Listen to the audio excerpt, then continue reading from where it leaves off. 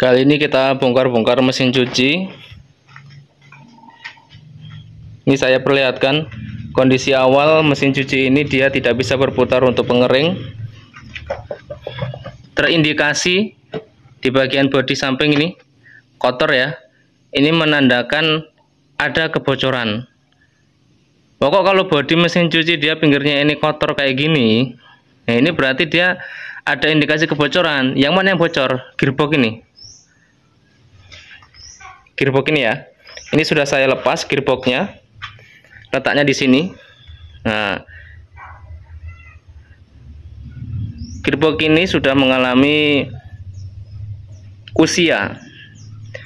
Kalau pemakaian yang lama, dia akan pakai karet nahannya. Nah, karet yang sudah lama pemakaian, kena air terus, lama-lama dia mengkeret, mengecil. Nah, itu akhirnya terjadilah kebocoran. Termasuk ini juga sudah oblak.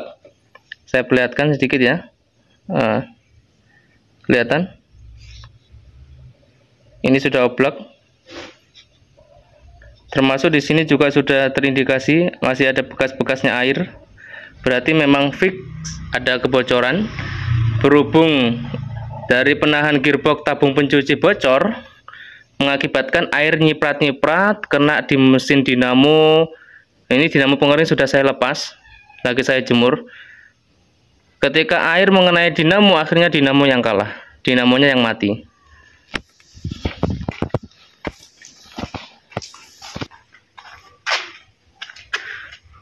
Ini untuk dinamo pengering sudah saya lepas, saya panaskan, kita keringkan. Ini kita keringkan, kita jemur.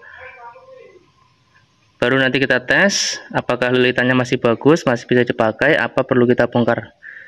Oke, kali ini untuk pengering kita tes nyalakan dulu. Kita nyalakan, ini sudah setelah kita jemur, kita tes nyalakan. Saya nyalakan ya. 1, 2, 3. Oke, untuk pengering masih bisa normal, dia masih berputar. Cuman tenaganya memang sedikit berkurang ya. Tenaganya berkurang.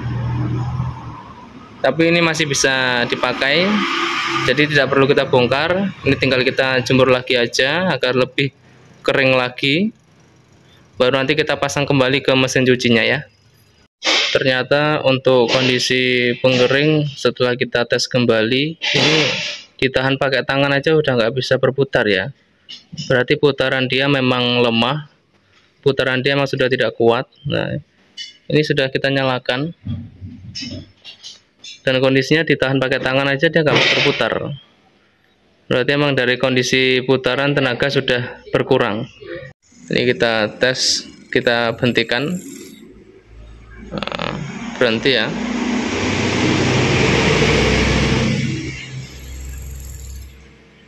Untuk putaran dia memang sudah lemah, ini perlu kita bongkar, kemudian kita perbaiki area lilitan yang sudah mengapur, kita sambung ulang agar tenaganya bisa maksimal kembali.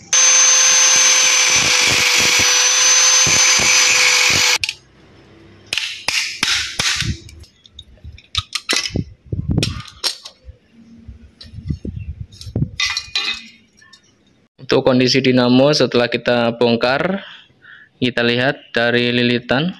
Di sini setelah saya lihat langsung ketemu satu penyakit. Nah, ini ada satu lilitan yang sudah ngapur sesuai dengan perkiraan di awal.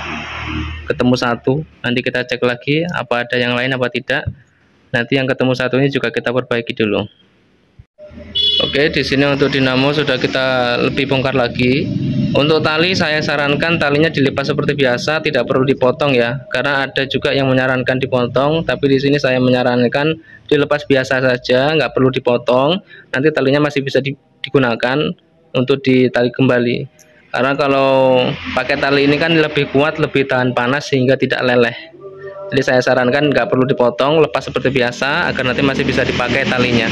Dan di sini sudah kita bongkar untuk kondisi lilitan dinamo. Ternyata memang tidak ada lagi yang ngapur, hanya satu titik yang sudah kita temui, hanya satu titik yang kita ketahui di awal tadi yang dia ngapur, hanya ini saja.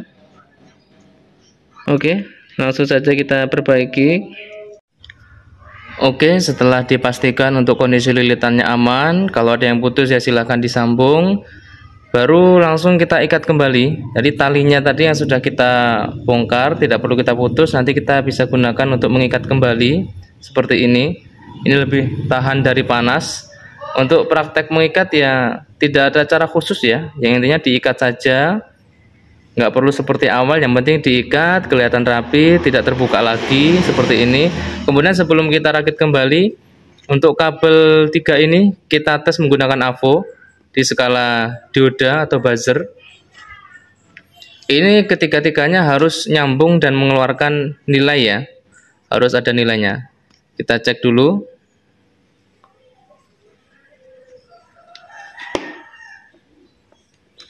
Oke, satu kabel di sini, kemudian kita cek nyambung, satu lagi nyambung, kemudian kita cek lagi untuk yang merah dan biru sekarang. Yang hitam sudah ya, kita cek merah dan biru apakah nyambung. Nyambung, berarti ketika kabel sudah nyambung, kalau sudah nyambung berarti ini sudah normal, sudah ada nilai tadi ya, sudah ada nilai berarti normal. Ini bisa kita rakit kembali dengan bodinya ya.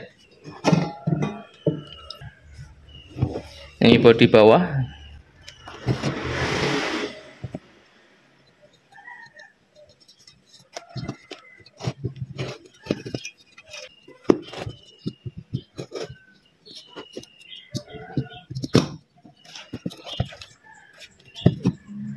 Ini untuk kondisinya setelah kita rakit kembali. Tadi kan pengunciannya kita gerinda, itu segelen pabrik, sehingga nggak bisa kita pakai lagi. Maka untuk pengunciannya kita bisa menggunakan baut, bisa ukuran baut 8 atau baut 10 yang intinya sesuai dengan lubang ini. Panjangnya juga disesuaikan saja.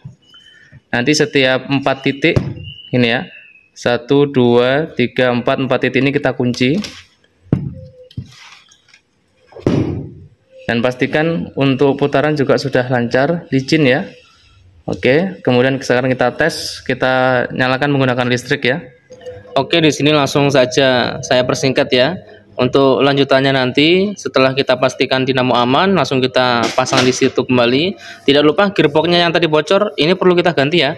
Untuk keawatan mesin agar tidak rusak lagi, saya sarankan untuk sealnya juga diganti untuk seal pengering agar lebih aman lagi. Terima kasih, semoga bermanfaat dan sampai jumpa di video berikutnya.